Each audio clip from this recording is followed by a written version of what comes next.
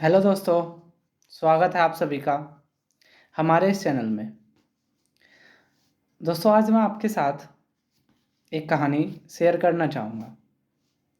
कल मैं एक जगह पर बच्चों को पढ़ा रहा था, तो उनकी एक इंग्लिश की 5th क्लास की बुक में एक स्टोरी लिखी थी।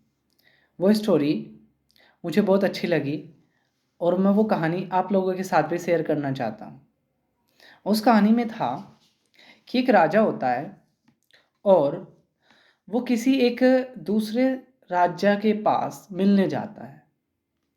वह राजा उसको 2 तोते गिफ्ट में देता है। राजा उन तोतों को पाकर काफ़ी प्रसन्न होता है और आस-पास से अच्छे ट्रेनर बुलाता है और उन तोतों की परवरिश के साथ-साथ उनकी उड़ने की ट्रेनिंग दी जाती है। उन तोतों में से एक जो तोता था, जो बड़े वाला था, वो उड़ने में अच्छा था और वो जल्दी सीख गया। लेकिन जो दूसरे वाला तोता था, वो उड़ने को बिल्कुल तैयार ही नहीं था। जिस ब्रांच पे बैठा था, उसी पे ही रहता था। उसके शरीर में कोई हलचल नहीं थी।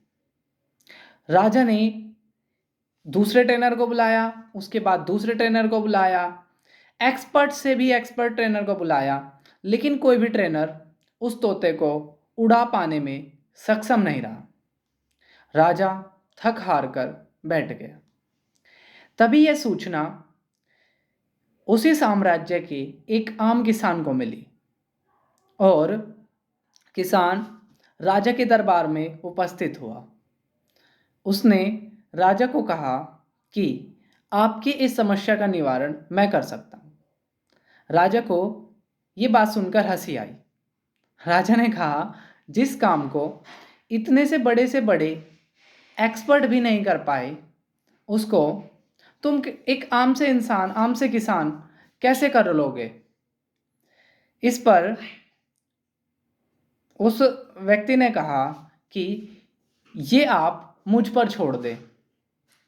व्यक्ति राजा ने व्यक्ति की जिद के आगे व्यक्ति की जिद के आगे राजा ने उसको अनुमति दे दी कि आप अपना प्रयास करके देख लो। अगले दिन सुबह ही सुबह दूसरा तोता उड़ रहा था। राजा बड़े अचंभे में आ गए, अचरज में आ गए। आखिर जिस कार्य को इतने से बड़े ट्रेनर भी नहीं कर पाए, इस आम से किसान ने कैसे कर दिया। उस किसान को दरबार में बुलाया गया, सम्मानित कराया गया और उसको सब लोगों के बीच इस बात का राज बताने के लिए कहा कि आखिर उसने एक ही रात में ऐसा क्या कर दिया कि वो तोता जो बचपन से कभी उड़ना चाहता ही नहीं था, अपना आश्रय कभी छोड़ना ही नहीं चाहता था, वो एक रात में कैसे उड़ने लगा। तो किसान ने बोला कि मैंने कुछ नहीं किया, बस जिस डाल पर वो अक्सर बैठा रहता था, मैंने वो डाल काट दी।